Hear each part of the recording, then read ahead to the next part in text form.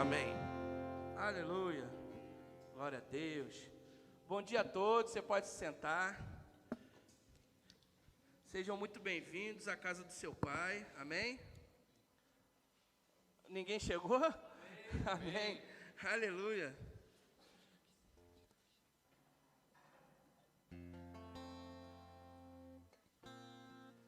Aleluia. Eu queria pedir só para trazer uma cadeira para o Alan. Hoje o Alan vai ficar aqui comigo. A Mandinha está liberada.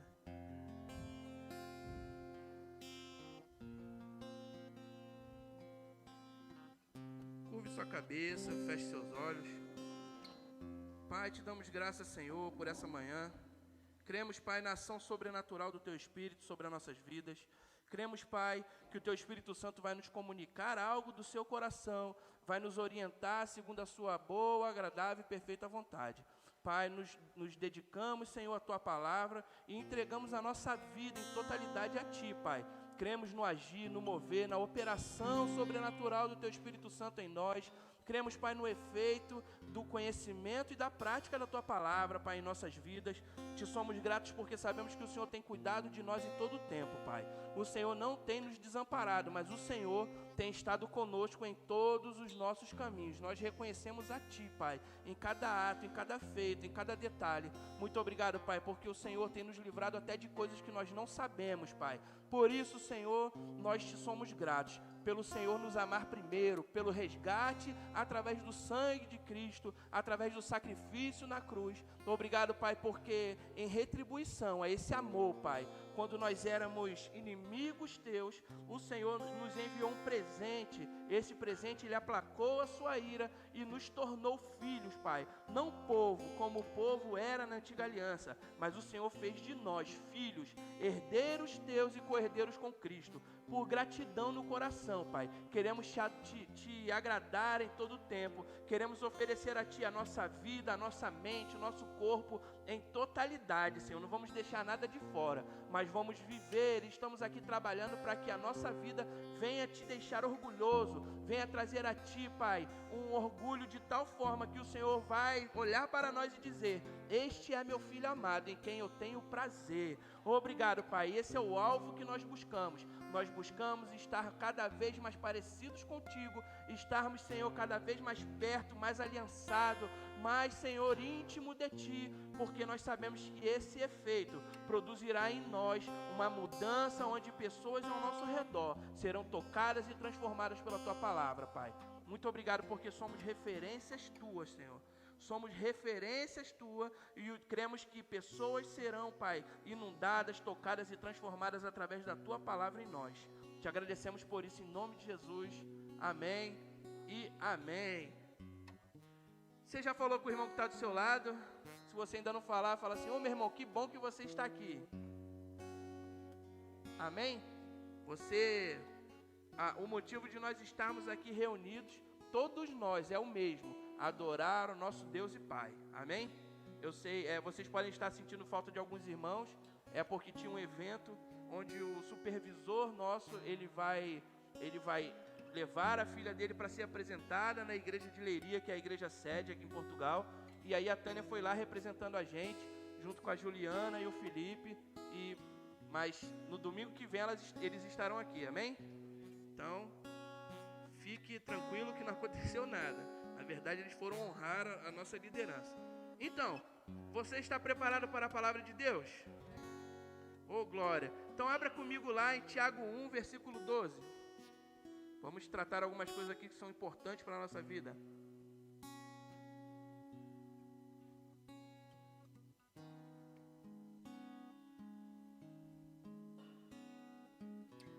Sabe, irmãos, a gente, quando você está abrindo em Tiago 1,12, o ser humano, desde que Adão caiu, desde que Adão saiu da comunhão que ele tinha com Deus, o ser humano ele vem com essa desculpa e esse comportamento de tudo ser culpa do outro.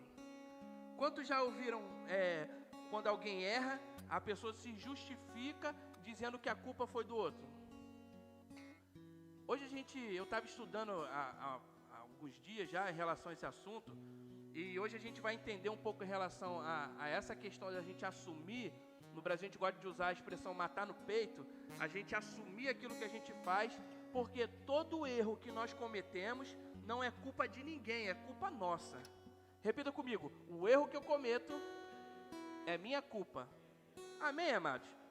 Porque Adão, quando ele foi perguntado, você sabe que lá no Éden, quando Deus constituiu o homem e a mulher, ele deu uma tarefa para cada um, ele constituiu cada um com uma posição, e a posição de Adão foi cultivar e guardar o jardim, cultivar e guardar a criação. Não foi isso que Deus falou com Adão?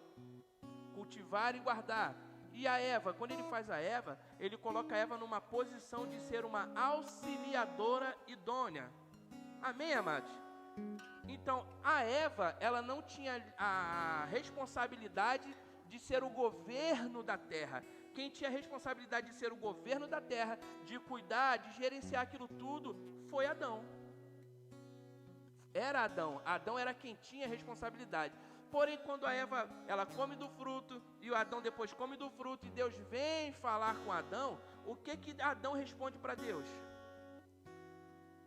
Primeiro Deus pergunta para Adão, fala, Adão, onde você está? Por quê, irmãos? Porque quando a gente está errando o alvo, a gente sai de uma posição de ligação com o Senhor, a gente sai da posição de andar em obediência para uma posição de rebeldia. Por isso que Deus, quando ele olha para Adão, ele viu que Adão estava desligado da comunhão com ele. Esse é o homem quando está no pecado. E o resultado do pecado, da prática do pecado, ou de viver em pecado na sua vida, ou na vida da humanidade, você começa a transferir toda a culpa que é sua para o próximo. E Adão fez a mesma coisa. Quando Deus pergunta assim, Adão, quem te deu de comer do fruto? Aí o que Adão responde? A mulher que você me deu, foi que me deu de comer do fruto. Então, a culpa era de Deus, porque Deus deu uma mulher para Adão, e essa mulher deu o fruto para ele. Mas ele não foi culpado de nada, ele foi uma vítima na história. Irmão, se você for ver, todo mundo, se não for treinado, doutrinado na palavra, poucas são as pessoas que assumem essa responsabilidade, né? Porque geralmente as pessoas, elas querem se eximar da responsabilidade que elas têm. Mas se você for ver, todo mundo sempre quer colocar a culpa dos seus erros em alguém. Seja no que for, no ambiente de trabalho, seja no ambiente familiar, seja no ambiente conjugal, em qualquer situação. Se você não for treinado nos princípios da palavra, você vai ter essa infeliz mania de querer colocar a culpa dos seus erros nos outros. Porque Deus, quando ele cria Adão, ele dá a responsabilidade de governo para Adão. A Eva tinha a responsabilidade de auxiliá-lo naquilo que ele tinha como responsabilidade de governo. É igual a gente pensar numa empresa. Existe o presidente da empresa e existe toda uma diretoria, uma secretaria que trabalha junto com o presidente. Porém, se o presidente for um ladrão, quem vai preso? É ele. É igual aqui na igreja, irmãos. Eu sou o presidente da igreja. Se você fizer algo de errado, até eu provar que foi você que fez algo de errado sem a minha autorização, quem vai preso sou eu. Vocês sabiam disso? Por quê? Porque a responsabilidade de governo é minha, assim como era de Adão. Assim como é do presidente de uma empresa. Se ele é o presidente, a responsabilidade é dele. Se as pessoas abaixo da responsabilidade dele erraram, foi porque provavelmente faltou-lhe governo. Amém, irmãos? Eu não sei se está dando muito eco porque eu falo alto ou se está dando muito eco por conta do microfone. Amém? Sou eu mesmo. Gente, é o sangue italiano. A voz já sai com altos decibéis. Então, Tiago 1,12 diz assim: bem-aventurado é aquele que suporta com perseverança a provação, porque depois de ter sido aprovado, receberá a coroa da vida, a qual o Senhor prometeu aos que o amam. Ninguém ao ser tentado, diga, o que está escrito aí? Então, eu botei na versão mais atualizada, que diz a mesma coisa, sou tentado por Deus. Porque Deus não pode ser tentado pelo mal e Ele mesmo não tenta. Então, peraí. Eu vivo ouvindo um monte de crente por aí, dizer que eles estão passando na prova do Senhor, a prova de Jeová. No Brasil tem gente que inventa até uma moenda de Jeová, a moenda onde você moe a cana. Estou passando na moenda de Jeová, estou no deserto, estou na prova. Irmãos, se você está passando na prova, provavelmente você precisa olhar para a sua vida e entender que você está errando em alguma coisa. E eu posso te dizer que não é Deus que te coloca na prova, amém? Você está lendo aqui, a carta de Tiago é bem clara, diz que ninguém ao ser tentado, diga, sou tentado por Deus, porque Deus não pode ser tentado pelo mal, e Ele mesmo não tenta ninguém. Aí no 14 diz assim, ao contrário, cada um é tentado pela sua própria cobiça, esta o atrai e seduz. Então a cobiça, depois de haver concebido, dá à luz o pecado, uma vez consumado, gera a morte. Em algumas versões, está escrito no lugar de cobiça, concupiscência. Quem tem concupiscência aqui na Bíblia? Todos são cobiça? Então, aqui está concupiscência. Então, o que acontece? Essa palavra aí significa desejo. Irmãos, o pecado, ele tem 3 estágios. Quem sabe quais são os 3 estágios do pecado? Concupiscência da carne, concupiscência dos olhos e soberba da vida. Então, quando o homem e a mulher olharam para o fruto, eles viram que era bom para se comer, concupiscência da carne, concupiscência dos olhos, ele era bonito, chamava atenção, e a soberba da vida, ele trazia conhecimento e tornaria eles como iguais a Deus. Só que quem disse para Adão e para Eva que eles não eram iguais a Deus? Se quando Deus na criação, ele reúne a sua trindade e ele fala, façamos o homem o quê? A nossa imagem, conforme a nossa semelhança. Se você for ver, a palavra de Deus diz que nós somos um pouco menores do que Deus. O original ali quer dizer numa menor proporção de Deus. Pensa numa Ferrari. Uma Ferrari é uma Ferrari, não é? E se eu vier aqui com uma miniatura da Ferrari, o que eu terei na mão? Uma Ferrari, só que numa proporção menor. Você foi criado, a humanidade, o Adam no original, que significa humanidade, ela foi criada numa proporção menor do que Deus. Porém, ela foi criada para ser eterna e governar, assim como Deus governa no céu. Amém, irmãos? E Adão, ele, talvez por conta da inocência, eu não sei o que foi, mas uma coisa eu sei, ele escolheu se deixar seduzir pelo pecado, e ele come daquele fruto, e a partir daquele momento que ele come do fruto, ele começa a ser conduzido, por quê? Pela sua carne, pelo seu instinto, porque o Deus dele se tornou outro. Amém, irmãos? Deus, o Deus Todo-Poderoso, El Shaddai, era Deus de Adão. Quando ele obedece ao diabo, a Bíblia fala que aquele a quem você obedece, esse é o seu Senhor. Então, o senhorio da humanidade começou a ser Satanás. E aí, uma das filiações de Satanás é a mentira. Você vê que o homem, ele começa dentro dele a gerar uma mentira de tal forma que ele olha para si mesmo, naquele ato errado que ele faz, e ele fala, opa, não, eu não sou errado não, errado é Deus que me deu uma mulher que me deu de comer. E a gente também, se não tomar conta, a gente age da mesma forma, e a gente começa a falar, o irmão tal fez isso comigo, por isso que eu fiz não sei o quê. Irmãos, você não tomou tal atitude porque o irmão fez isso com você, você tomou tal atitude porque você quis. Amém, irmãos? Se a gente entender isso, que a gente erra porque a gente quer, a igreja flui muito mais facilmente, a nossa vida flui mais facilmente, porque é muito melhor você lidar com uma pessoa que assume o seu erro. Vocês acham que eu gosto de me colocar nessa posição de errado? Não, irmãos. Eu faço força pela palavra para eu andar segundo ela. Mas eu também não gosto de ser apontado, de ter o dedo do Satanás, seja lá de quem for, me dizendo que eu errei em tal situação quando eu sei que eu errei. Eu também, na minha humanidade, eu quero ter um culpado para tirar de mim a culpa. Sendo que a gente fala, né, que Jesus é a nossa referência, Jesus Cristo é o Senhor da nossa vida, nós queremos ser mais parecidos com Ele, E a gente esquece que Jesus na cruz, ele levou o quê da humanidade? Toda a culpa. Então ele mesmo sendo inocente, e a Bíblia fala que quando ele vai ao inferno, o sangue dele, quando ele foi ver que era de um inocente, o sangue dele clama de novo, clama por justiça, e o Espírito Santo vai lá e tira ele de lá do inferno e torna ele Senhor dos Senhores.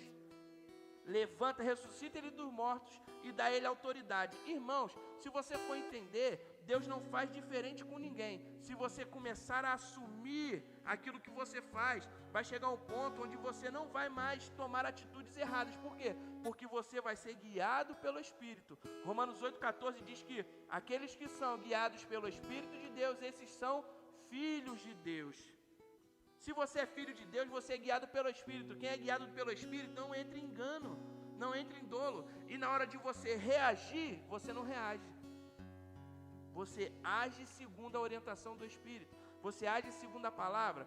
E o crente que age segundo a palavra, ele assume seus erros. Todos nós estamos aqui para crescer, amém?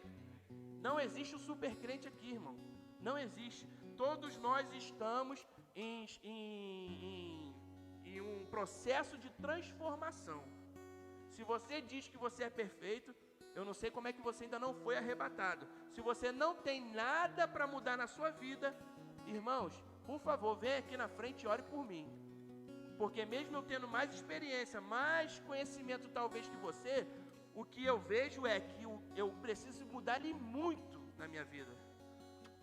Todo mundo precisa. Amém? Então a gente tem que, primeira coisa que a gente precisa fazer é largar essa coisa de dizer que estamos passando na prova de Deus. E às vezes a gente ouve uma expressão dizendo que estamos passando pelo deserto. Irmão, se você está passando pelo deserto, fica tranquilo, que uma coisa que você não vai fazer é trabalhar. Amém, irmãos? Que o povo, quando passou pelo deserto, as roupas cresciam, as sandálias cresciam, eles tinham o delivery. Deus inventou o delivery. Entregou para Elias comida lá na caverna através dos pássaros. Ele derramou maná no deserto. Cordonizes entregou a carne no deserto para as pessoas. Eles não faziam nada. O que eles faziam? Eles se movimentavam, paravam, adoravam a Deus. E Deus provia para eles o que era necessário. Então, se você está passando no deserto, fica tranquilo. Você está passando num estado de provisão. A partir do momento que o povo saiu do deserto e foi conquistar Jericó, eles começaram a trabalhar para conquistar aquilo que era de promessa deles. Se você está trabalhando para conquistar aquilo que é promessa sua, muito bom, significa que você chegou num estágio onde você vai alcançar grandes resultados. Mas você vai trabalhar.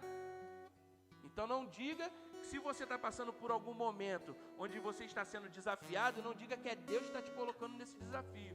O que acontece é que quando coisas se levantam, irmãos, às vezes por culpa nossa, às vezes porque o diabo mesmo coloca coisas na nossa vida, e às vezes por conta das consequências da vida, porque quantos sabem que Deus não está no controle?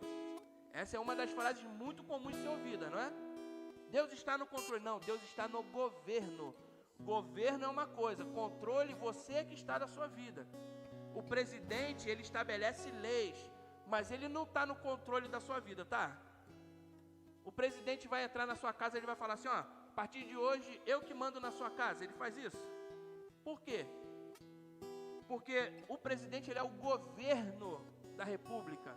Ele não é o controle da república. O controle da sua vida está com você, irmão. E você decide ser ou não guiado por Deus. Para você dizer que Deus está no controle, você precisa dar literalmente ao Espírito Santo o controle da sua vida. Em todas as suas decisões, você ser balizado e conduzido pelo Senhor. E você vai poder falar, não, Deus está no controle da minha vida, mas do mundo Deus não está no controle. Deus está no governo, Ele estabeleceu leis naturais e leis espirituais. Essas leis, elas não mudam. Amém, irmãos?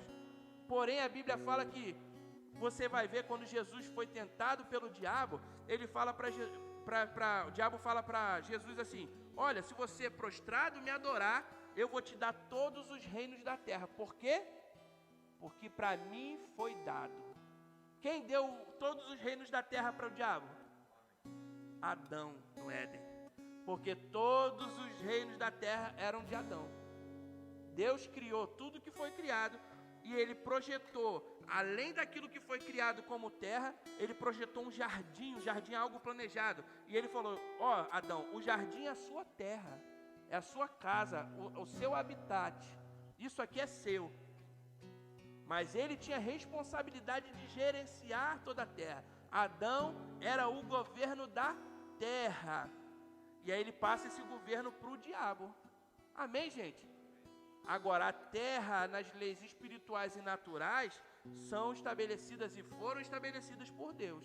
Essa é a função de Deus, governar aquilo que já foi estabelecido por Ele como leis naturais e leis espirituais.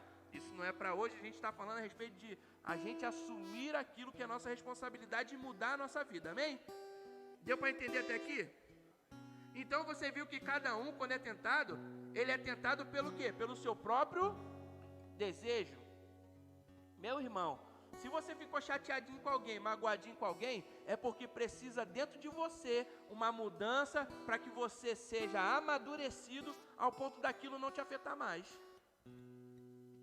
Porque infantil é aquele que continua se ressentindo dos outros, de uma atitude, daquilo, ou não me olhou direito, não falou comigo, não me abraçou. Eu, por exemplo, não tenho nem tempo para perder com essas situações, amém, irmãos? Eu procuro não perder tempo com isso. Por quê? Porque, irmãos, a gente está aqui fazendo parte de um propósito que é muito maior do que nós. Se a gente se prender em ressentimento, a gente deixa de olhar para fora. A gente deixa de ter a visão macro e a gente fica preso na visão micro, como uma galinha ciscando no mesmo lugar que pisa. Você não foi chamado para ciscar no mesmo lugar que você pisa. Você foi chamado para andar e voar e sobrevoar sobre todas as coisas. Você foi chamado para olhar de cima. Por isso que o Senhor, Ele deu dele toda a sua grandeza, para que você tivesse sonhos de grandeza, para que você vislumbrasse dentro de si o seu potencial de alcance pessoal e alcance material. Você não é doido não, essa coisa de você olhar e falar assim, olha, eu me vejo em tal coisa, eu me vejo alcançando tal coisa, meu sonho é conquistar tal coisa. Isso aí é a grandeza de Deus falando dentro de você. Que você foi criado à imagem e semelhança dele. Você não foi criado para ser um inhozinho, um pequenininho, um miudinho, uma coisinha, não, irmão. Você foi chamado para ser grande e respeitado. Enquanto você não tomar essa postura de rei, porque a Bíblia fala em Pedro, a Bíblia fala em Apocalipse, que nós fomos estabelecidos como reis e sacerdotes. Não é assim que diz? Então, se você foi constituído como rei, você já viu um rei andar assim? Estou magoado, porque fulano. Quem já viu um rei andar assim? Não, irmãos. O rei não anda assim. No Brasil, há muito tempo não existe monarquia, né? A monarquia do Brasil é figurativa. Aqui em Portugal ainda tem príncipe, eu acho que tem, não tem? No Brasil também tem um príncipe lá. Gente, o príncipe, ele não é mais o governo do Brasil, mas vai ver como ele anda. Porque ele sabe que existe nele uma posição que foi herdada de alguém, que foi herdada de um reino. Então ele anda, mesmo não tendo poder político, ele anda na mesma autoridade que foi concedida para ele. Ele anda de cabeça erguida, eu sou rei. Eu não me prendo a coisas pequenas, não. Se você for ver a vida que ele vive uma vida de reinado, sem reinar, sem governar em nada. Só que você não, irmãos. Você, por isso que eu falo, você não precisa ter medo do diabo, você não precisa ter medo de alguém demoniado. Por quê? Porque você entende pela palavra que você tem autoridade e domínio sobre todos os espíritos. Jesus deu a autoridade dele para você. Se você tem a autoridade dele, você não pode se rebaixar. Você está trocando de lugar com o diabo. Se você é rei, você não vai se pegar sendo preso, algemado por situações pequenas, irmãos. Pelo amor de Deus. Rancor um do outro, com briguinha, picuinha dentro de casa. Não, nós fomos chamados para derramar amor, não derramar briga, ódio, rebelião, falar que a pessoa não presta. Você é um nada, você é uma porcaria. Você não sei o quê. Pais, por favor, tenham muito cuidado com isso. Isso constrói coisas terríveis no seu filho. Quando ele se torna adulto, ele se torna um adulto frustrado, cheio de medo. Medo de se relacionar, medo de avançar, medo de sair de uma posição e buscar algo melhor para a vida dele. Porque lá quando ele era pequeno, talvez você tenha falado assim, ó, você não presta, você faz tudo errado, você só sabe fazer besteira. Não declare isso pelo seu filho, ainda por mais que ele venha errar. Se ele errar, você fala, você é uma bênção. Você é uma pessoa forte. Você é uma pessoa que pode, você é capaz. Amém, irmãos? Declare coisas boas sobre a vida do seu filho.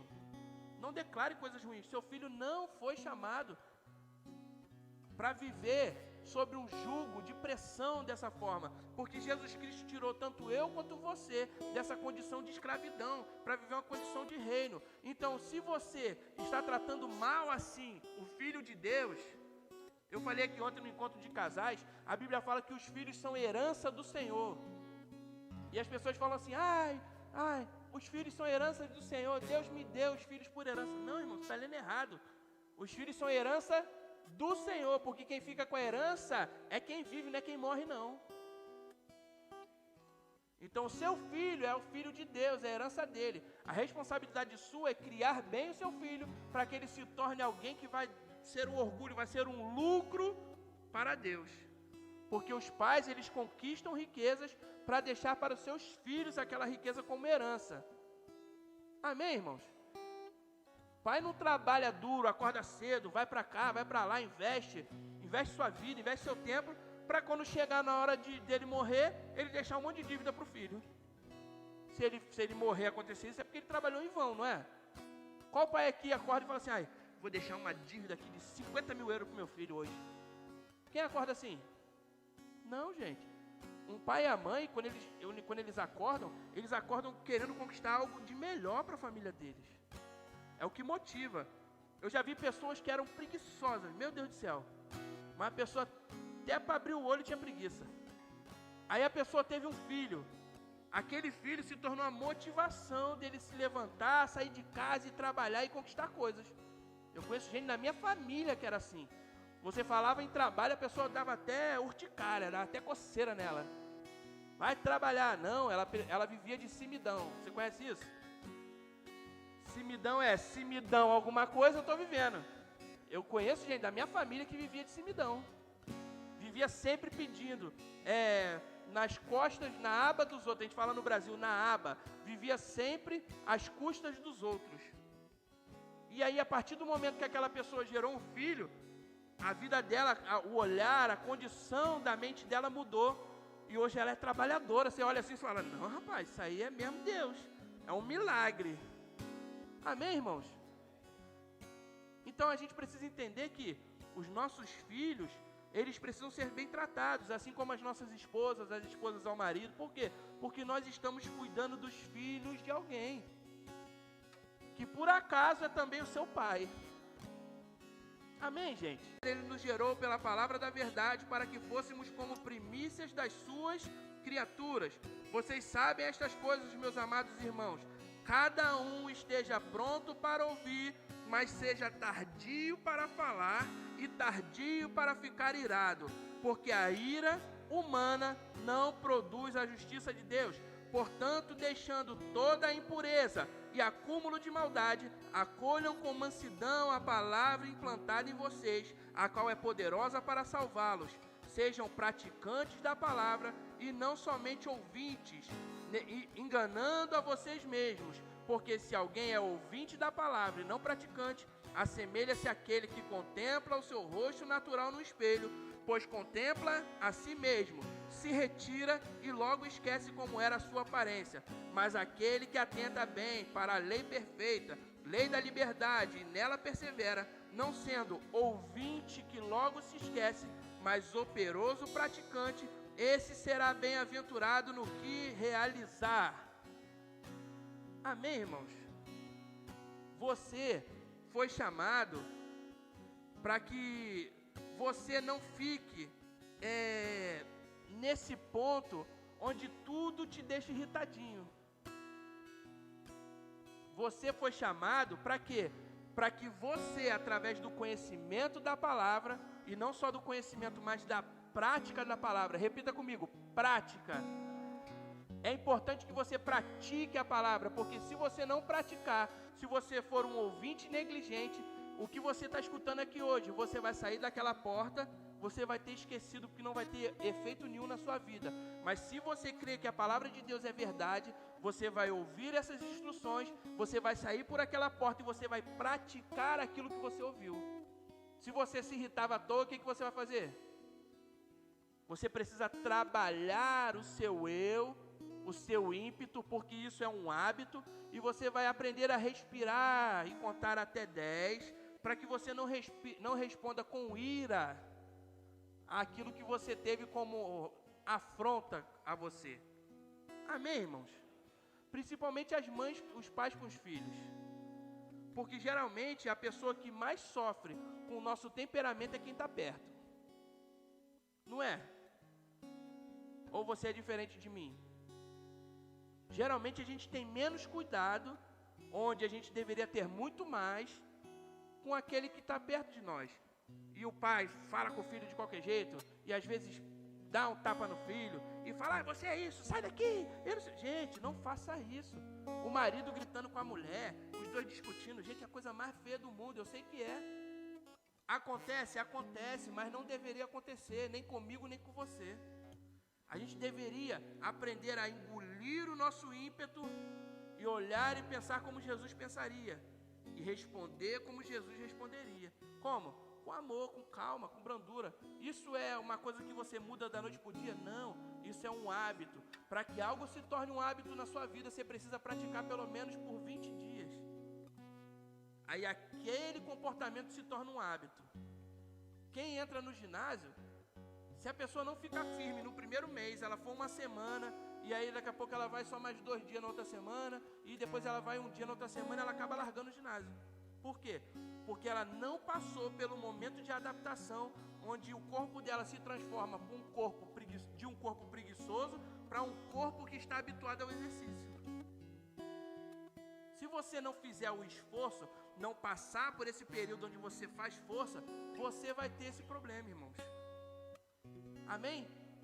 Então que você se dedique à mudança. Vai ser dolorido? Provavelmente, mas vai ter um bom resultado. Porque você vai ver que quando você semeia amor, você recebe mais amor. Você vai ver o comportamento do seu marido, da sua esposa mudando. O comportamento do seu filho, da sua filha mudando. Porque você está mudando.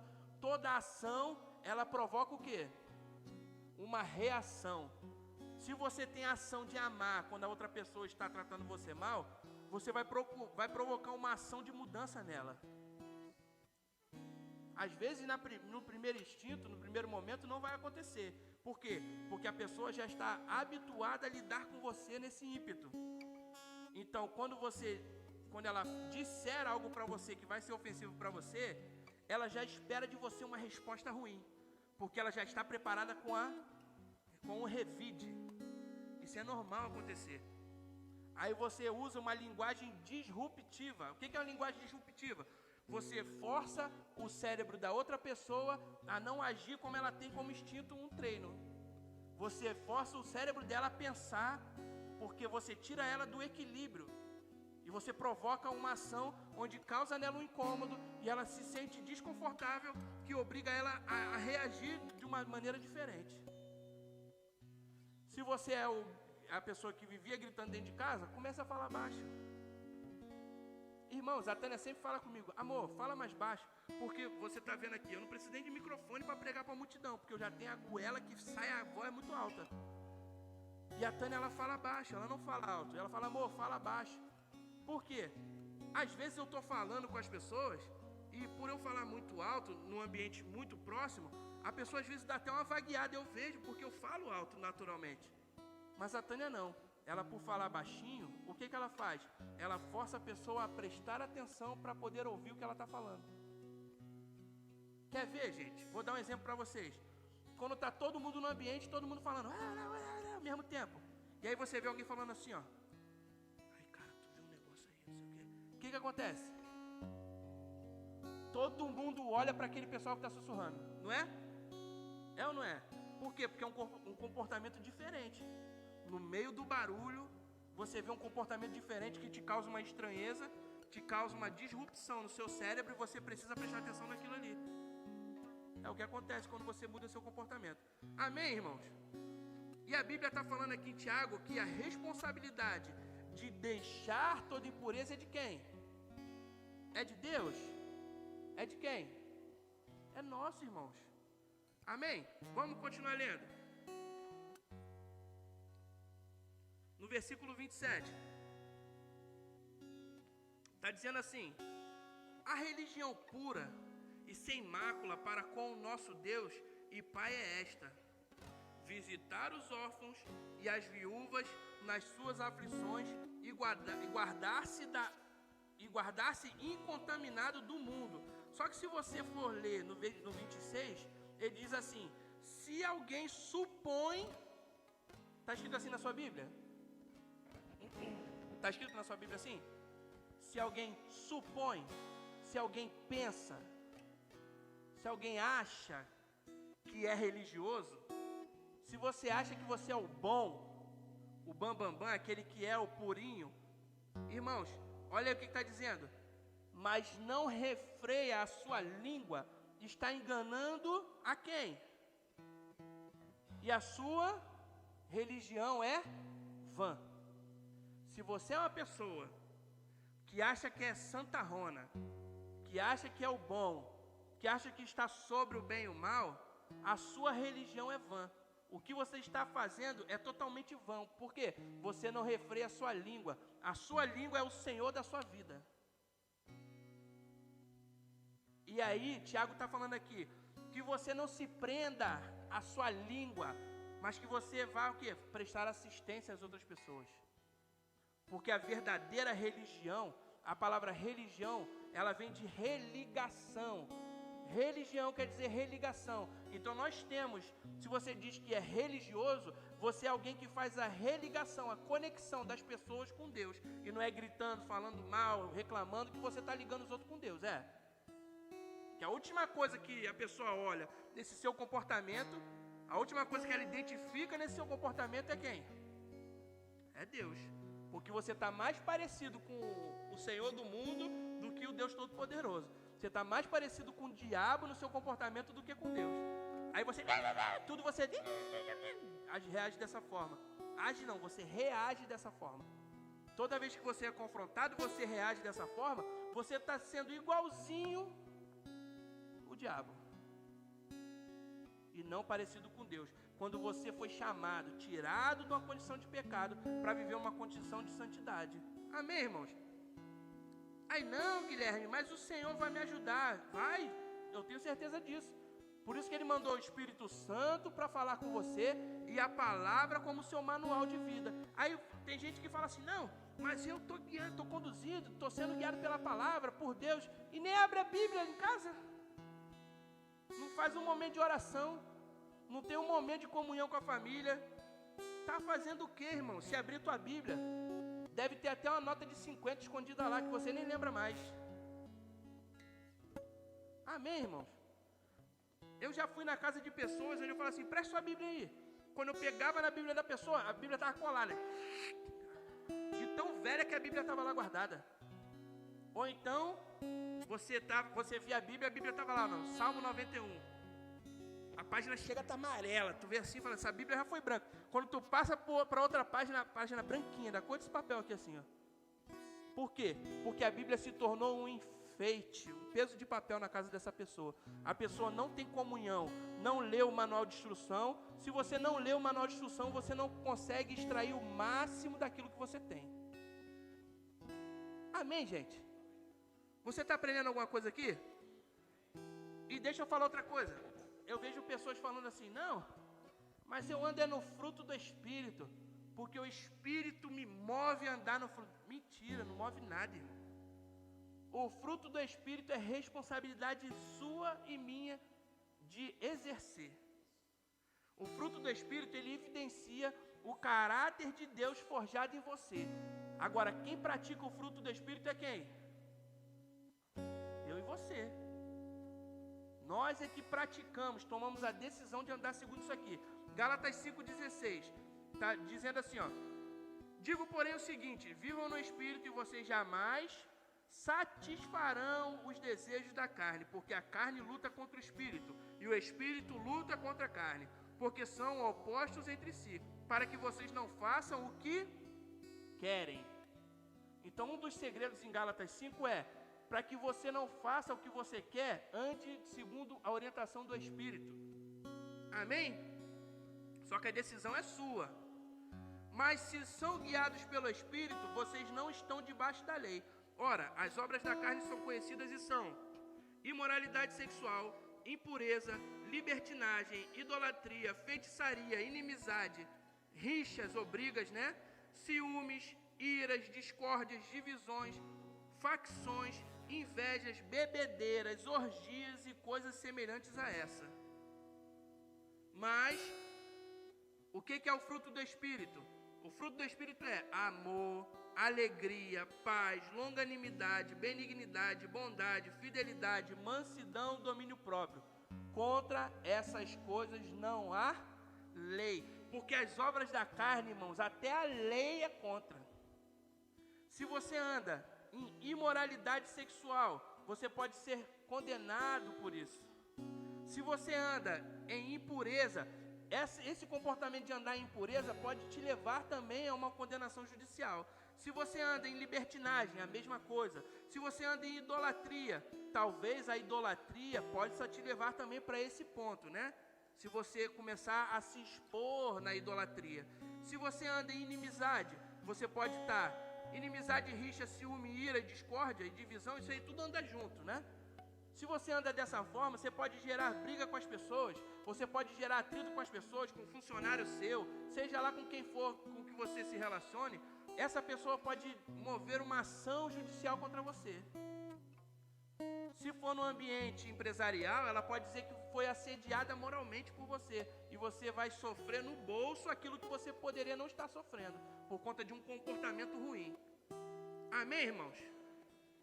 Então, a gente precisa entender que nós somos as pessoas responsáveis pelas nossas atitudes. Sim ou não? A Bíblia não te ensina isso? Você é ou não é responsável pela sua atitude? Só a Amanda que é responsável? Irmãos, nós somos responsáveis por aquilo que nós fazemos. Para com esse negócio de colocar a responsabilidade ou a culpa do seu erro na outra pessoa. Eu quero te convidar para a gente começar a andar para o final, em Mateus 7, versículo 1. Vamos ver o que Jesus falou a respeito disso.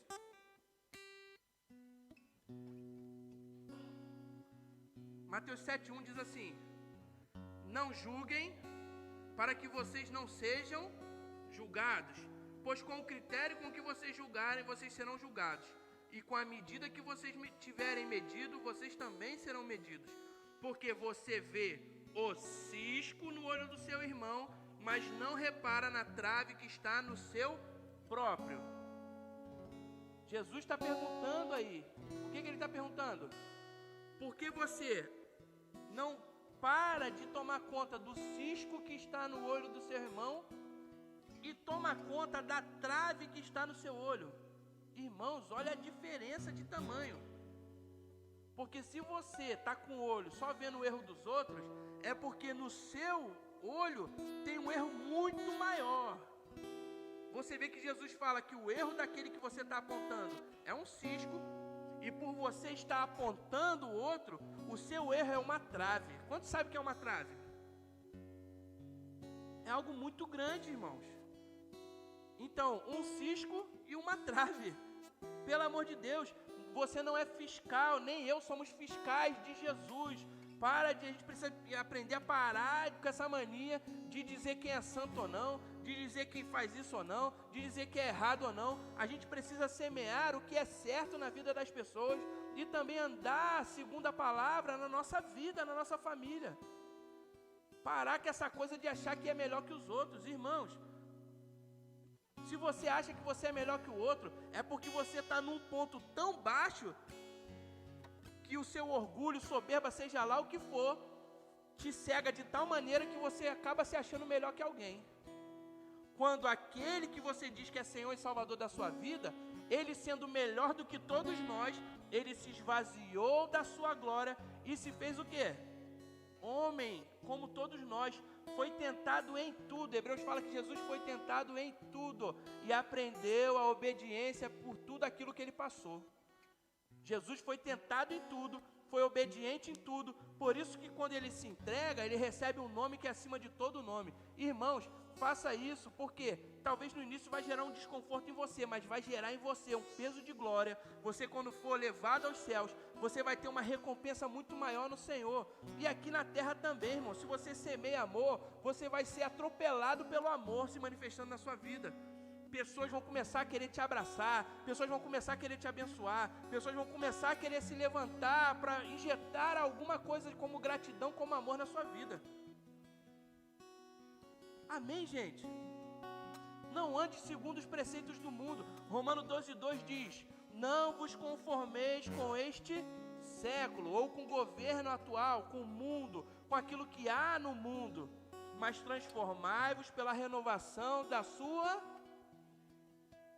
Então, qual é a diferença? É que se você não transformar a sua mente pela palavra, você vai se conformar, você vai tomar a forma. Quem aqui já fez um pudim ou um bolo? Tanto a massa de pudim como a massa do bolo, ela sai o que? Líquida, não é? Aí você coloca numa travessa, numa bandeja, seja lá onde você quiser colocar. Quando você coloca naquele formato ali, seja aquele que tem um furo no meio, seja quadrada, seja no formato de coração, quando você coloca aquilo ali, aquela coisa líquida naquela forma, o que acontece quando ela assa? Ela fica com aquela forma. Então a palavra está te dizendo: ei, tira os olhos do que o comportamento mundano tem, coloca os olhos na palavra. Para quê? Para que você tenha a forma da palavra e você vai experimentar a boa, agradável e perfeita vontade de Deus. Mas se você estiver tomando a forma do mundo, agindo segundo o mundo, você vai experimentar a boa, agradável e imperfeita forma do mundo, ou vontade do mundo, ou resultado do mundo. Você vai ser atingido pelas consequências do que um comportamento mundano pode te levar. Amém, irmãos? Esses dias eu estava conversando com uma pessoa, e a pessoa falou assim para mim: eu jamais faria isso. Essa mesma pessoa que falou para mim, abriu o braço e falou: eu jamais faria isso, bateu no peito. Eu deixei ela terminar de falar, eu falei: você jamais faria isso. Mas você se lembra quando você julgava o comportamento de fulano, o comportamento de ciclano, o comportamento de beltrano? Você lembra que você sempre vinha falar comigo a respeito do comportamento dessa pessoa? Lembra, a pessoa já se ligou, já entendeu a ideia ali na hora. Eu falei: então, você dizia que você jamais se comportaria dessa forma, e hoje você está agindo pior do que elas. E a pessoa tomou um choque de realidade, falou: meu Deus. Eu falei: então, não diga que você jamais faria alguma coisa, porque se você for ver, uma pessoa que foi criada num ambiente de amor, e ela começa a andar com alguém que tem mau comportamento, e ela começa a tomar aquela forma ali, ela pode levar a desprezar a humanidade de tal forma que ela se torna um assassino, ela se torna um usuário de droga, ela se torna tudo de ruim. Mas aquela pessoa foi criada num ambiente onde ela tinha amor, tinha cuidado, ela era guardada, ela era totalmente protegida. Porém, ela decidiu andar segundo o mundo. O que levou ela a praticar tal coisa? Foi ela estar ali envolvida com aquilo. Se você se envolve com comportamento mundano, você vai de ladeira abaixo.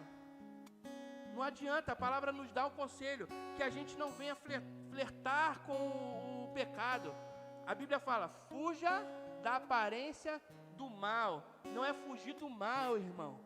É se você vê que parece com o mal, você sai correndo. Por quê? Porque provavelmente Deus deve ser sábio ao ponto de entender a sua vida e a minha vida, e Ele dizer: é melhor você fugir da aparência do que você estar perto e não poder resistir. Então, se parece com o mal, você sai. Que aí você não vai ser tentado face a face com o pecado. Não flerta com o pecado. Porque se você ficar namorando o pecado, uma hora você vai cair. e o resultado não vai ser bom. Amém? Ô glória, você está aqui? Aleluia, Deus é bom e é bom em todo tempo. Abra comigo lá em Hebreus 12, versículo 1. A gente vai finalizar com isso aqui.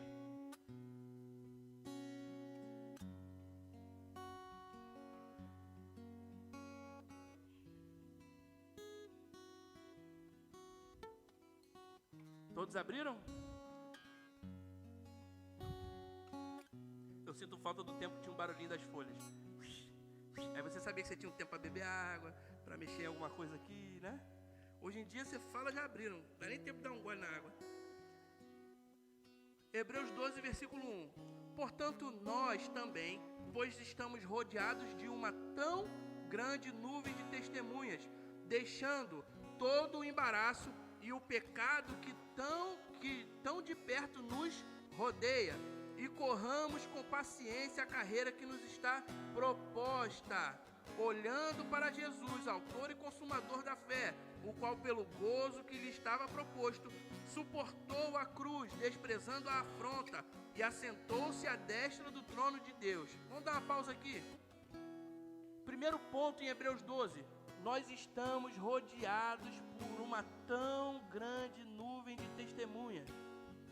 Amém, irmãos? É muita gente fiscalizando a nossa vida, ainda mais se você for cristão.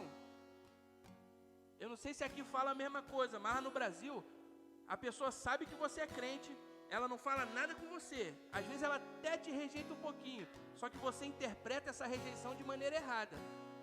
Porque na hora que você dá algum vacilo, o que é a primeira coisa que ela fala para você? Não é crente? Crente faz isso?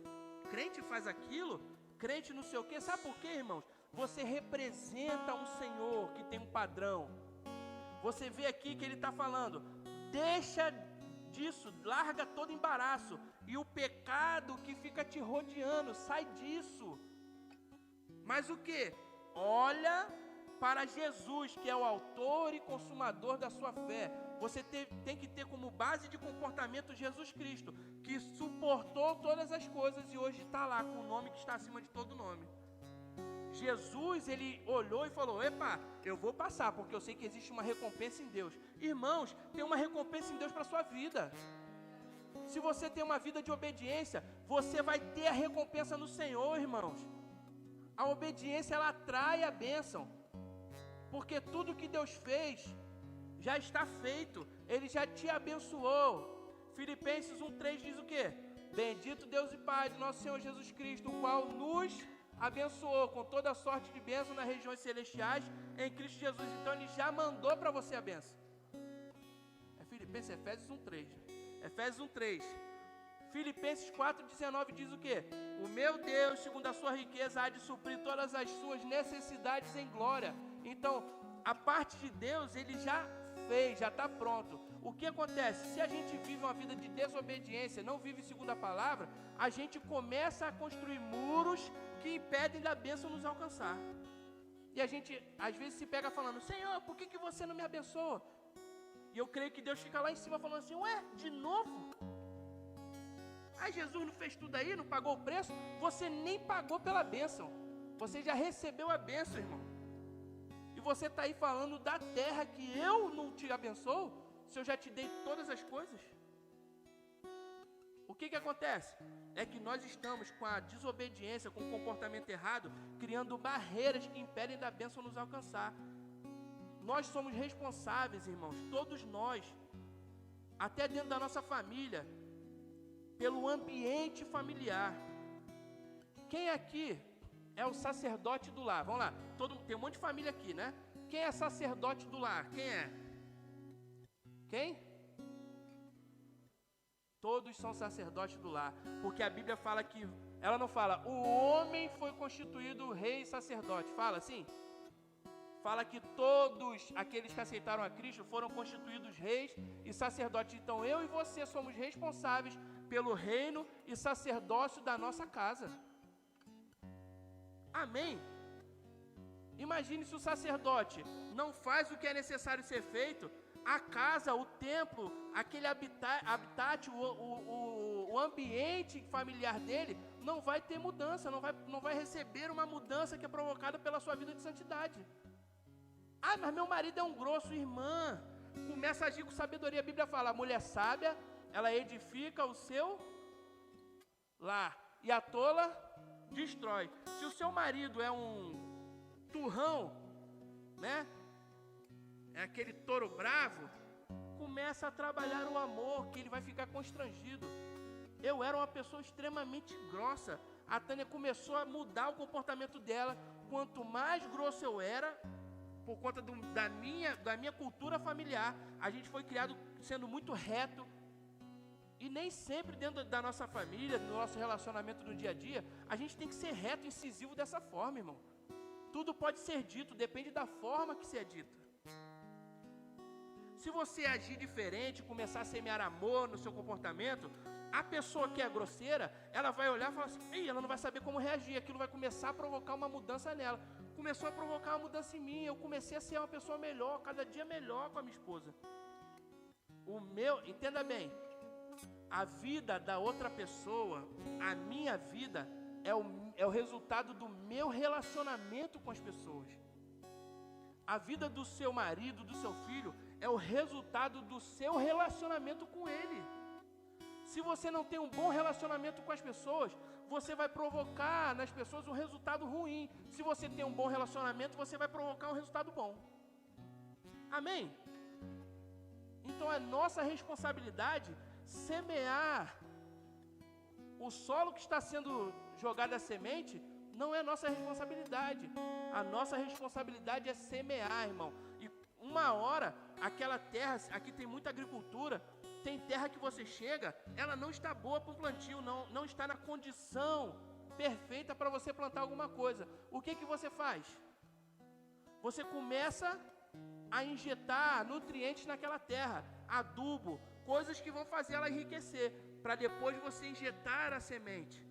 Então pense no amor sendo injetado na vida dessa pessoa que é difícil de lidar, sendo um adubo necessário para que você enriqueça a terra do coração dela. E na hora certa, essa semente que você vai jogar vai brotar, vai se tornar uma árvore e vai dar muitos frutos, a ponto dessa pessoa se tornar referência para outras. Onde ela era uma pessoa totalmente negativa, ela se torna uma pessoa agradável a todos. Amém, irmãos? Isso aconteceu na minha vida, irmãos. Pelo amor de Deus, eu continuo na constância da mudança. Graças a Deus pela minha esposa. E graças a Deus pela vida de vocês. Que toda hora vem, se eu agir de uma maneira diferente, você vem e fala assim, poxa, pastor, não faz isso, pô, você fez isso e tal, não sei o quê. Irmãos, a gente tem que entender que a gente agiu mal. E pedir perdão e falar, ô, meu irmão, me perdoe. Eu realmente não agi bem, eu não estava bem naquele momento, mas eu quero mudar, eu peço desculpa, eu vou mudar esse meu comportamento para que você esteja cada vez melhor perto de mim. Amém, irmãos? Nós temos um resultado a ser conquistado. Paulo diz que ele completou a carreira, ele combateu um bom combate da fé. E o que ele fez? Ele guardou aquilo que ele tinha de fé no Senhor. Ele falou, isso aqui é meu, isso é precioso. Eu combati o bom combate, né? Corri a minha carreira e guardei a minha fé. Mas o que eu não perdi? Eu não perdi o olho do alvo. Para eu conquistar a minha coroa, a minha recompensa que está no Senhor. Tudo que você faz gera para você uma recompensa, seja nesse lugar, na terra, ou seja também no céu. Amém, irmãos? Estou com a boca seca que só Jesus. Então, o que acontece? Vamos continuar aqui para a gente terminar. Então, se você olha para Jesus, versículo 3, considerai, pois, aquele que suportou tais contradições dos pecadores contra si mesmo, para que não enfraqueçais, desfalecendo em vossos ânimos. Considera o que Jesus passou, irmãos, e entenda, para que você tenha ânimo para agir da forma certa. Ainda não resististes até ao sangue, combatendo contra o pecado, e já vos esquecestes da exortação que argumenta convosco como filhos. Filho meu, isso está escrito na antiga aliança, não desprezes a correção do Senhor, e não desmais quando por ele fores repreendido, porque o Senhor corrige a quem ama, e eu sei que a palavra aí está escrito açoita. E algumas palavras, a versão como é muito antiga, eles usaram essa definição, ele castiga, ele açoita, mas a palavra aí é disciplina. O Senhor, ele vai te disciplinar, para quê? Porque ele disciplina quem que ele recebe como filho. Se suportais a correção, Deus vos trata como filhos, porque que filho há quem o pai não corrija? Mas se estáis sem disciplina, da qual todos são feitos participantes, sois então bastardos e não filhos. Versículo 11. E na verdade, toda correção ao presente não parece ser de gozo, senão de tristeza, mas depois produz um fruto pacífico de justiça nos exercitados por ela. Irmãos, Jesus passou por tudo. Nós, a Mandinha pode vir para cá, nós temos um mau comportamento de achar que a disciplina é ruim. Irmãos, é porque, infelizmente, a gente tem como parâmetro de disciplina aquelas pessoas duras que vivem nos levando à vergonha, né? Tem gente que é assim, que leva a pessoa na vergonha, que vai e te repreende na frente de todo mundo, faz você passar o maior vexame do mundo. Então, quando a gente pensa em correção, a gente olha e se sente mal. E você vê que você é tão mal habituado com esses parâmetros de comportamento, que você até aqui, quando a palavra está falando com você, você toma uma postura defensiva. Porque eu entendo de linguagem corporal. Eu sei quando eu estou tratando de algo que está mexendo com você, porque você se move de maneira diferente. E isso é por quê? Porque a gente provavelmente, eu até vou dar um recado para os filhos aqui para eles entenderem. Irmãos, eu vou expor porque essa pessoa, eu tenho total confiança, é da minha família. Eu e Vitor, a gente já conversou muito em relação a alguns comportamentos que ele tinha, e às vezes ele achava que o pai dele era muito duro com ele. E aí, realmente, às vezes o Anderson, ele tinha um comportamento muito enérgico com o filho. Porém, eu conversei com o Vitor, eu conheço a história do Anderson. O Anderson, ele passou uma história de sofrimento, irmãos, terrível, terrível. Vocês não têm noção do que ele passou. E eu falava para o Vitor, não julgue seu pai dessa maneira.